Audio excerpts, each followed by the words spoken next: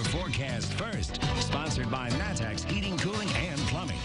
Hey, good evening to you on this Thursday evening. Quiet, calm conditions all across the area, including as seen on our Roofing.Guide Flooring America camera in Springfield. All lit up tonight and looking good.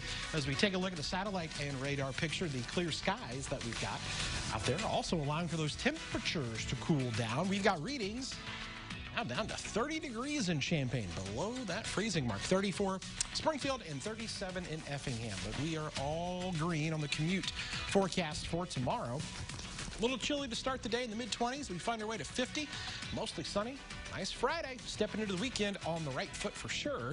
But how long does that last? We'll talk about that when we come back. WCIA 3 News starts right now.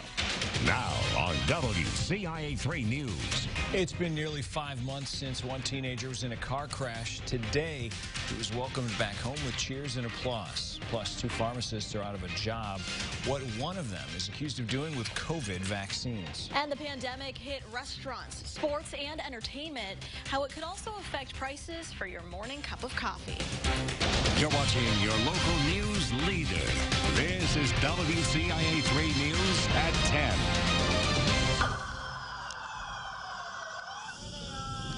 That's the sound of welcome home for one teenager, and it's been over 4 months since he's last been there after a car crash sent him to the hospital. Good evening, I'm Paul Cicchini. And I'm Jessica Coons. The Clinton Fire and Police Departments escorted Caleb Zook home today. His family and friends cheered for him when he finally pulled up to his house. WCIA 3's Bryce Beamet was there for the homecoming. Bryce, this has been a very tough few months, but he's got a great support system. Oh, he definitely does. Big sign saying, "Welcome home, Caleb. We're in the front yard." Family and friends told me they were ecstatic to see Zook back at home. It's been real hard. He's been real. There's been a few times where he's not been, but most of the time he's had jokes and been positive about all of it. I know he was glad to get home. Jennifer Garrett, Caleb Zook's mom, says she feels relief knowing her son is now at home. I didn't think it was going to come. It's been a long road and a long way to go still, but we don't have to go to St. Louis anymore, so it's a lot better.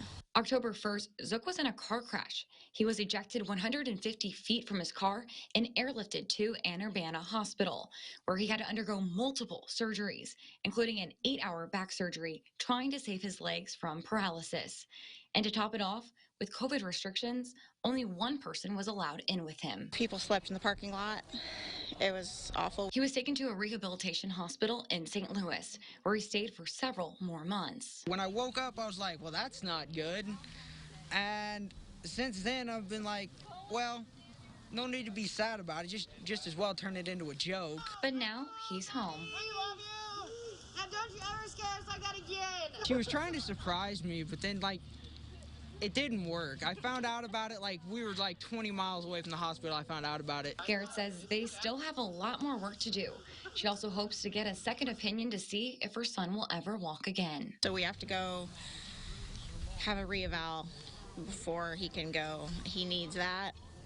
That would be his only chance to walk. But for the time being, Zook is grateful to again be surrounded by loved ones who had waited 154 days to see him. It's going to be a lot of fun being back here.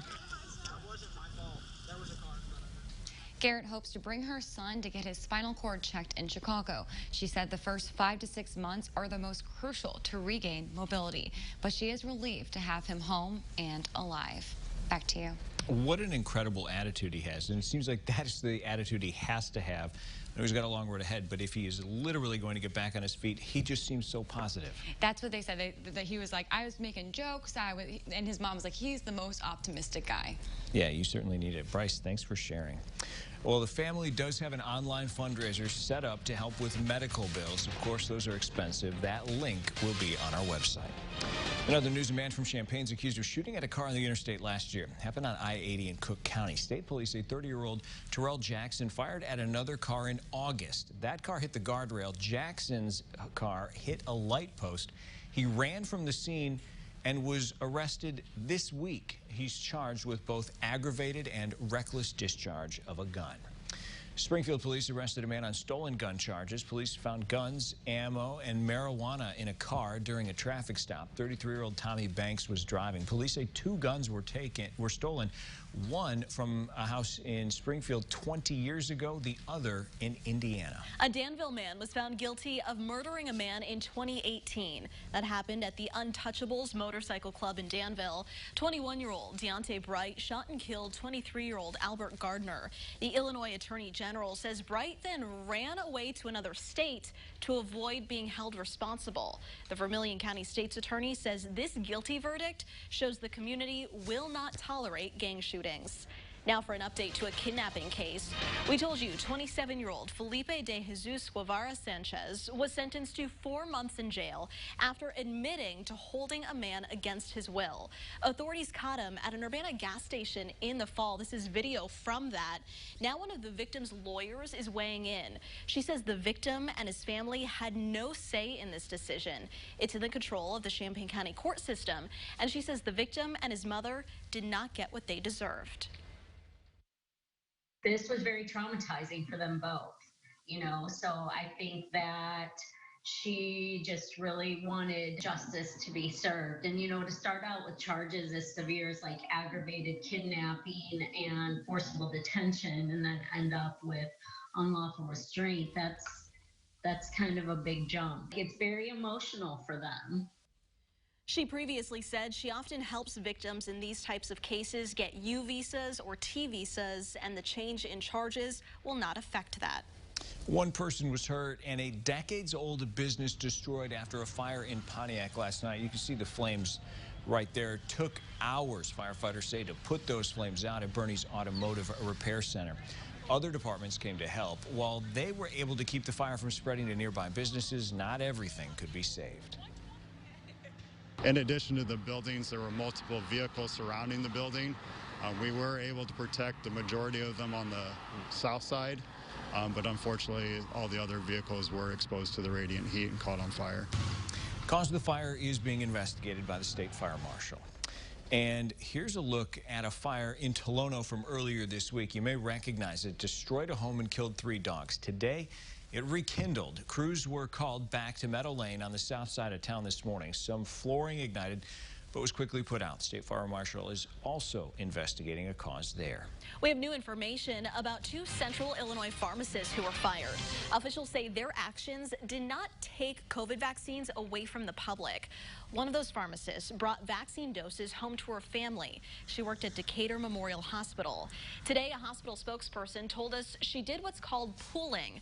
That's when you take what's left in 2 vials after vaccines are given out and combine those leftovers to make a full dose. We talked to another pharmacist who says this goes against everything they've been taught.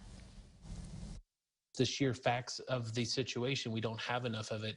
It does make it a scarce situation, but it does not put healthcare providers in the right to be able to violate our ethics and our oath.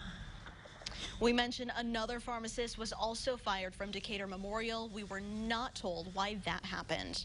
Vaccines continue to roll out across the state. Illinois is averaging nearly 79,000 doses a day over the last week. Close to 3 million in total have been given out. 952,000 people have been fully vaccinated in Illinois. And as a reminder, the state's population is 12.7 million people. Small and mid-sized roasters across the U.S. have seen an increase in costs. The good news, not a huge impact on you as a customer, at least for now. There's been an increase in transportation costs during the pandemic, leading to higher coffee prices. Some of that could end up being passed to you. That can be frustrating for coffee drinkers. Cafe Paradiso in Urbana says it's raised prices a little, but it's not going to impact you much. Yeah, coffee prices have increased a little bit.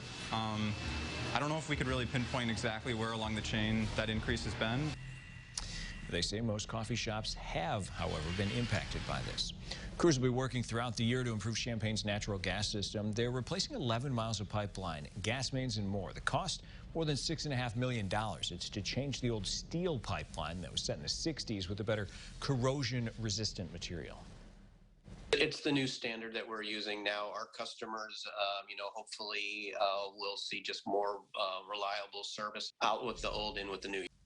Work will last through December on the west and southwest sides of Champaign between Duncan Road and Mattis Avenue. A spring season isn't the only change for high school football this year. One addition some say is not ideal.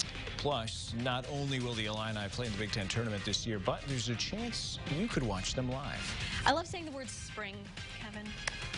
Feels good because summer comes right after. That's the idea. We're getting closer. I know it's the beginning of March, but it's meteorological. He was giving me a look. Yeah, I mean, it's okay. I have a tendency to wish away bad weather. Yes. So is summer your favorite?